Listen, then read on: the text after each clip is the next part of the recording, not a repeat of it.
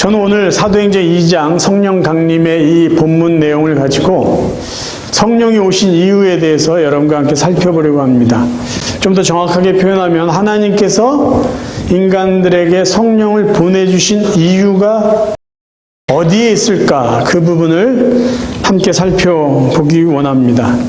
성령을 하나님께서 보내신 이유와 목적을 살펴보려면 성령이 임한 이후에 나타난 결과를 보면은 알 수가 있을 것이에요. 하나님이 이것 때문에 성령을 사람들에게 보내주신 거구나. 자, 성령이 임하기 전에 예수님은 제자들에게 이렇게 말씀하셨습니다. 오직 성령이 너에게 임하시면 너희가 권능을 받고 예루살렘과 온 유대와 사마리아와 땅끝까지 이르러 내 증인이 되리라. 이 말씀하셨어요. 성령이 임했을 때 나타나는 첫 번째 현상은, 결과는 뭐냐면 능력이 나타난다는 거예요. 너희가 권능을 받고, 이 말씀을 하십니다. 자, 성령이 제자들에게 임했습니다. 어떤 결과가 있었을까요? 제자들에게 능력이 나타나는데요, 권능이 나타나는데 그 권능은 다름 아닌 그들에게 있었던 두려움이 사라졌다라는 겁니다.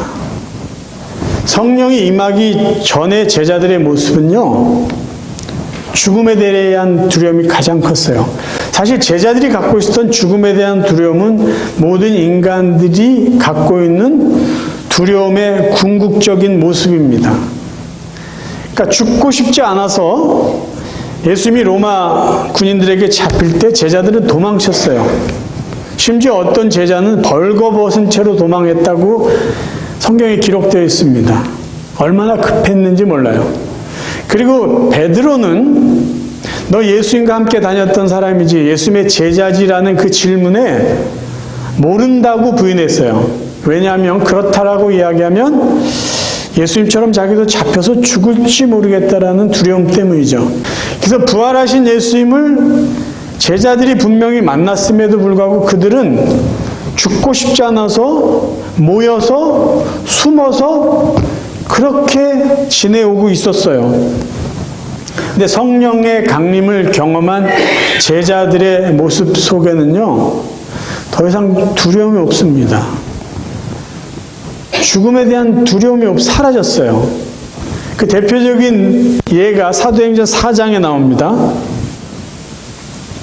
사도행전 4장을 제가 읽어드릴게요. 4장 6절부터 21절까지 제가 읽어드리겠습니다. 대제사장 안나스와 가야바와 요한과 알렉산더와 및 대제사장의 문중이 다 참여하여 사도들을 가운데 세우고 묻되 너희가 무슨 권세와 누구의 이름으로 이 일을 행하였느냐. 경고하여 도무지 예수의 이름으로 말하지도 말고 가르치지도 말라 하니 베드로와 하나님 앞에서 너희 말을 듣는 것이 하나님의 말씀을 듣는 것보다 옳은가 판단하라. 우리는 보고 들은 것을 말하지 아니할 수 없다 하니 관리들이 백성들 때문에 그들을 어떻게 처벌할지 방법을 찾지 못하고 다시 위협하여 놓아주었다라고 말씀합니다. 그러면 지금 이 사도들을 위협하는 사람들이 누구냐면요, 대제사장 안나스와 가야바와 요한과 알렉산더와 대제사장의 문중이라고 되어 있어요. 이 사람들은 누구냐면요, 예수를 십자가에 못 박도록 했던 장본인들이에요. 그러니까 이 사람들의 권세라면은, 권력이라면 이 사도들을 지금 죽이는 거는 시간 문제예요. 제자들이 그걸 몰랐을까요? 알았어요. 그런데 이들 앞에서 뭐라고 이야기하냐면 하나님 앞에서 너희 말 듣는 것이 하나님의 말씀을 듣는 것보다 옳은가 판단하라. 이 말은요, 죽이든지 살리든지 우리에게 그건 중요하지 않다라는 것이에요. 불과 50여일 전만 해도 죽을까봐 예수를 부인했던 제자들이었어요. 죽을까봐 숨어 있었던 이들이었는데 성령의 임재를 경험하고 나서 이들에게 권능이 맺는데 그 권능은 뭐냐? 두려움이 사라진 거죠. 그래서 우리가 알고 있듯이요, 예수님의 제자들, 사도 바울, 심지어 7 중에 한 명이 스데반, 성령의 충만함을 받은 모든 사람들은요, 죽음을 두려워하지 않고 복음을 전합니다. 너 예수 믿을 거야, 안 믿을 거야? 아, 믿어야죠. 너 믿으면 죽일 거야. 상관이 없었던 거예요. 성령이 주신 능력은요, 성령이 주시는 권능은요, 죽음에 대한 두려움을 사라지게 합니다. 아니, 성령 충만과 죽음과 무슨 관계가 있을까요? 자, 성경을 봅니다. 로마서 15장 13절. 소망의 하나님이 모든 기쁨과 평강을 믿음 안에서 너에게 충만하게 하사 성령의 능력으로 소망이 넘치게 하시기를 원하노라. 성령의 능력으로 소망을 줘요. 그 소망이 뭘까요? 하나님께 소망을 두는 삶이에요. 하늘나라의 소망을 두는 삶입니다. 천국에 대한 소망을 붙잡고 살게 해주시는 게 성령이 능력 가운데 주시는 참 소망이에요. 그러니까 성령이 우리에게 임하고 우리에게 권능이 생기면 어떤 소망을 붙잡고 살게 되느냐? 하늘나라, 천국. 그래서 이 땅에서의 죽음이 두렵지 않은 거예요. 여기서의 죽음이 우리의 끝이 아니라 영원한 하늘나라, 천국이 있기 때문에 그거에 대해서 두렵거나 그것 때문에 내가 해야 될 일을 못하거나 그런 일은 없다라는 거죠.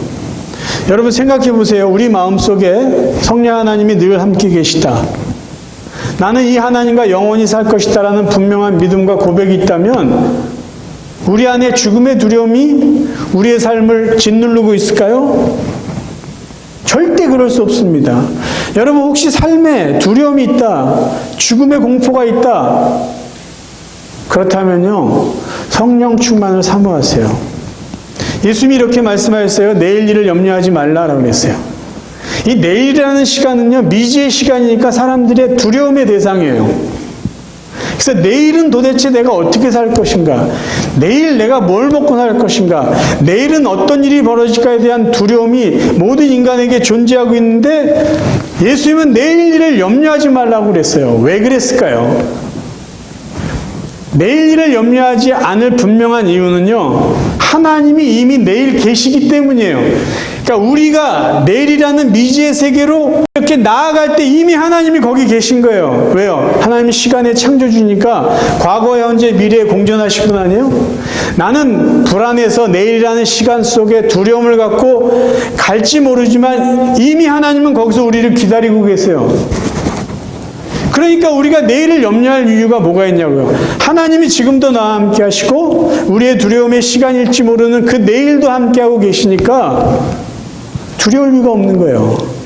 그런 마음을, 그런 믿음을 누가 주시냐? 성령이 주시는 거예요. 성령이 임하면 우리에게 권능이 임하는데 그 권능은 미래에 대한 염려가 사라지고 죽음에 대한 두려움이 사라지고 천국에 대한 진정한 소망을 갖고 살게 된다는 것이에요. 두 번째, 성령을 하나님께서 보내신 이유는요, 증인으로 살게 하시기 위해서 성령을 보내주십니다. 자, 예수님이 말씀하신 사도행전 1장 8절을 다시 한번 읽을게요. 오직 성령이 너희에게 임하시면 너희가 권능을 받고 예루살렘과 유대와 사마리아와 땅끝까지 이르러 내 증인이 되리라 라고 말씀하셨어요. 성령이 임하면 권능을 받게 되고 그 다음에 무엇을 해야 되냐? 증인이 돼야 된다라는 말씀이에요. 자, 사도행전 2장에 보면은 우리가 읽은 내용을 보면 성령이 임했을 때 성령을 묘사하는 단어가 있어요. 굉장히 중요한 단어인데요. 그 성구가 뭐냐면요, 불의 혀라는 겁니다. 불의 혀. 여기서 우리가 살펴봐야 될 게 불과 혀예요. 불은, 성경에서의 불은요, 하나님은 자신이 임재하는 것을 불로 표현했어요. 대표적인 게 하나님께서 모세를 만나실 때요, 신의 광야에서 모세를 만나실 때 하나님이 불로 나타나십니다. 출애굽기 3장 2절이에요. 여호와의 사자가 떨기나무 가운데로부터 나오는 불꽃 안에서 그에게 나타나시니라. 그가 보니 떨기나무에 불이 붙었으나 그 떨기나무가 사라지지 아니하는지라. 지금 이 불은요, 뭘 불태우고 태워서 없애는 그 불이 아니에요. 그러니까 다시 말해서 하나님이 불로 나타나신 거죠. 그리고 그 안에서 불로 이야기를 하시는 거예요. 그래서 이 사도행전 2장에 성령이 불로 임했다라는 것은요, 하나님이 지금 이곳에 있다. 하나님의 임재의 상징을 나타내는 표현이에요. 그래서 불의 혀 같은 것이 각 사람 위에 있다라는 말은 하나님이 지금 각 사람 위에 임재하셨다라는 말과 같은 것이에요. 이제 두 번째 살펴보고자 하는 것은 혀라는 단어입니다. 불의 혀. 여러분, 혀의 기능이 뭐죠? 말하는 거예요, 말. 혀의 기능이 말이에요. 그럼 불의 혀라는 것은 하나님이 말씀하신다라는 의미예요. 그러니까 성령이 불의 혀처럼 임했다는 것은 성령이 하나님으로 임하시고 말을 하기 위해서 오셨다라는 것입니다. 그러니까 성령이 오신 이유는 하나님의 말을 하기 위해서라는 거예요. 신학적으로요, 성령의 임재 사건을요, 언어의 회복 사건으로 이해합니다. 언어의 회복이 무슨 말일까요? 창세기 11장에 가면은 죄로 가득한 인간들이 하나님과 한번 맞서보겠다고 신할 평지에 모여서 탑을 쌓기 시작해요. 이게 얼마나 인간이 교만하냐면요, 하나님과 한번 뭔가 해보겠다는 거예요. 하나님 하늘에 계시오? 그럼 우리가 한번 하늘까지 올라가 보자. 탑을 쌓기 시작해요. 하나님 보실 때 너무 어이가 없어요. 인간들이 교만해도 너무 어이없이 교만하니까 그런 인간들의 그 교만함을 탑을 쌓는 그 행위를 중단시키기 위해서 하나님이 언어를 흩으셨다라는 말이 있어요. 그러니까 이 언어는 단지 무슨 러시아 말이다, 뭐 아프리카 말이다, 영어다 이런 개념보다도요, 인간의 언어 소통을 막아버리신 거죠. 그런데 하나님이 인간의 교만함 때문에 흩어놓으신 언어를 언제 회복시켜 주시냐면요, 성령을 보내주시면서 그 언어를 회복시켜 주십니다. 그래서 지금 사도행전 2장에요, 베드로 사도가 성령 충만해서 유대인들이 오순절 그 명절을 지키기 위해서 로마에서도 오고 뭐 아프리카에서도 오고 뭐 사방에 흩어진 세계 각국에 흩어져 있던 뭐 1.5세, 2세 막 다 모였을 때 지금 베드로는 갈릴리 출신이니까 아람어로 이야기를 해요. 아람어로 설교를 하는데 그곳에 모여있는 사람들은요, 자기들 살던 그 지방 언어로 알아듣게 된 거예요. 각기 다른 언어를 사용하지만 의사가 소통이 된다는 것이에요. 왜요? 하나님이 하나님의 말씀을 하기 때문에 비록 다른 언어를 사용해도 의미가 전달이 되고 그들의 의사가 소통이 되게 되었다라는 것이에요. 그러니까 이게 하나님이 하시는 일이기 때문에 가능하게 되었다라는 것이죠. 이 4절에 보면은요, 불의 혀, 그래, 성령은 하나님이 함께 하셔서 말을 하기 위한 것이구나. 그것을 구체적으로 이야기를 해주고 있어요. 그들이 다 성령의 충만함을 받고 성령이 말하게 하심을 따라 다른 언어들로 말하기를 시작하니라. 성령이요, 그들로 하여금 말하게 하십니다. 말하게 하세요. 왜냐하면 성령이 오신 이유가 말하게 하기 위해서이기 때문이요. 그러면 이 사람들은 무슨 말을 했을까요? 11절에 나와 있어요. 우리가 다 우리의 각 언어로 하나님의 큰 일을 말함을 듣는도다. 사람들이 무슨 말을 들었냐면요, 하나님의 큰 일을 말하는 걸 들었다는 거예요. 성령 충만한 제자들이 성령이 말하게 하심으로 한 말은 하나님의 큰 일이에요. 하나님의 큰 일이 뭘까요? 하나님이 예수 그리스도 통해서 하신 구원의 일이에요. 그러니까 사도들이 성령 충만해서 성령이 말하게 하신 게 뭐냐면 하나님께서 인간 구원을 위해서 행하신 그 복음을 말하게 하셨다는 거예요. 성령이 오신 이유가 뭐라고요? 말씀하기 위해서 왔는데 하나님의 큰일, 복음을 말하게 하기 위해서 오신 거예요. 그래서 성령 충만은요, 복음 증거와 아주 밀접한 관계가 있습니다. 왜 우리가 성령 충만해야 되냐? 하나님이 행하신 그 구원의 큰 일을 전하는 증인이 되기 위해서예요. 여러분, 목적이 분명해야 돼요. 우리는 늘 성령 충만해야 됩니다. 이런 이야기를 자주 해요. 근데 우리가 성령 충만해야 되는 가장 근본적인 이유는요, 복음을 전하기 위해서요. 제자들이요, 성령 충만한 다음에는요, 그들끼리 모여있을 이유가 없었어요. 왜냐하면 그들은 하나님이 하신 큰 일을 이미 경험한 사람들이니까 그들이 해야 될 일은 하나님이 하신 큰 일을 전하는 거였어요. 그러니까 그들은 계속 누군가를 만났어야만 됩니다. 전하기 위해서. 제가 성도님들 기도 제목을 받으면서 느끼는 거예요. 자녀들이 예전처럼 신앙생활 안 한다는 거예요. 예전처럼 열심히 교회 나가고 열심히 그 모임에 참석하고 그렇지 않다라는 거예요. 그 자녀들이 우리의 어떤 큰 기도 제목이에요. 그러면 여기 이 자녀들 때문에 우리가 성령 충만해야 될 이유가 분명하다는 거죠.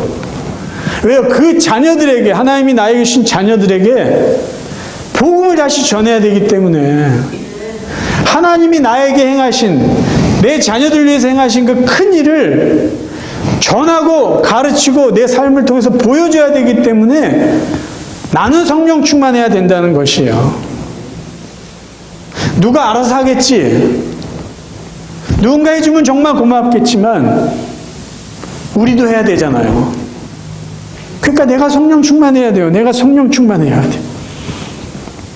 여러분, 성령 충만에 대한 오해들이 있어요. 성도들 안에. 성령 충만하면은 특별한 현상이 나한테 나타나야 된다라는 그런 오해들이 있어요.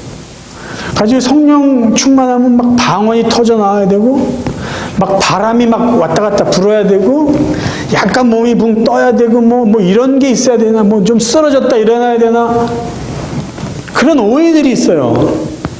근데 여러분, 정확하게 정리해 두셔야 될 게요. 사도행전 2장에 제자들이 성령 충만할 때 했던 방언과 고린도전서 12장 은사를 이야기할 때의 방언은요, 질이 다른 방언입니다. 사도행전 2장의 방언은요, 하나님이 하신 큰 일을 전하기 위해서 그들이 했던 말이에요. 그래서 이 말은요, 다 알아들었다니까요. 근데 고린도전서 12장 은사로 나타나는 방언은요, 말하는 사람도 잘 몰라요. 듣는 사람은 더 몰라요. 그러니까 그 부분을 여러분 분명히 구별하셔야 되고요. 성령 충만했다라는 어떤 증거는 뭐냐면요, 내가 주님의 마음을 갖고 복음을 전하는 열정이 생기는 거예요. 내가 죽음에 대한 두려움이 없고 천국의 소망, 하나님 나라의 소망을 붙잡으면요, 그게 성령 충만한 거예요. 내가 이 주님의 사랑을 누군가에게 막 전하고 싶은 그 마음이 막 생긴, 그게 성령 충만한 거예요. 더 중요한 거, 왜 성령 충만을 받아야 되느냐라는 거예요. 성령 충만하면 뭐합니까? 여전히 내일 일을 염려하고 미래에 대해서 불안하고 천국 갈까 말까 이런 거 걱정하고 의심하고 복음을 전하려고 하지도 않으면서 성령 충만해야지. 이건 말도 안 되는 모순된 생각들이에요. 성령 충만은요, 우리에게 권능을 주세요. 죽음의 두려움에서 우리를 벗어나게 해주세요. 천국의 소망을 두게 하시고 하나님 나라의 큰일, 복음을 전할 수 있는 뜨거운 마음을 주시는 것이에요. 한 가지 성령 세례와 성령 충만을 좀 정리하고 넘어갔으면 좋겠습니다. 성령 세례는 뭐고 성령 충만은 뭘까? 성령 세례는요, 구원과 관계된 것이에요. 하나님께서 죄인을 구원하시기 위해서 성령을 부어주시는 그 은혜가 성령 세례입니다. 그럼 성령 충만은 뭘까요? 구원받은 하나님의 백성들이 하나님이 기뻐하시는 이 복음을 증거할 수 있도록 능력을 주신 하나님의 은혜입니다. 그러니까 성경에 보면 성령 세례와 성령의 충만이 동시에 일어나는 사건도 있지만 대부분 하나님이 먼저 하나님의 백성들에게 성령을 주셔서 선택하십니다. 그래서 예수를 그리스도로 믿게 하세요. 그 다음에 구원받은 자들에게, 사모하는 자들에게 성령을 주셔서 복음을 전하는 그러한 은혜를 허락해 주시죠. 성경에는요, 성령 세례 없이, 성령이 함께함 없이 구원받을 수 없다라고 이야기를 합니다. 고린도전서 12장 3절 후반절이에요. 성령으로 아니하고는 누구든지 예수를 주시라 할 수 없느니라. 로마서 8장 16절 성령이 친히 우리의 영과 더불어 우리가 하나님의 자녀인 것을 증언하시나니. 여러분 스스로 예수를 나의 구주로 고백한다. 성령이 여러분과 함께하기 때문이에요. 여러분이 하나님은 나의 아버지다, 나는 하나님의 딸이다, 하나님의 아들이다라고 고백할 수 있는 건 여러분 안에 성령이 계시기 때문에, 성령이 여러분에게 증언해 주시기 때문에 가능한 거예요. 그러니까 저와 여러분 모두 이미 성령 세례를 받은 사람이에요.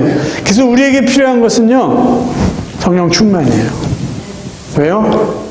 두려움 없이 살고 소망을 붙잡고 주님의 복음을 전하기 위해서입니다.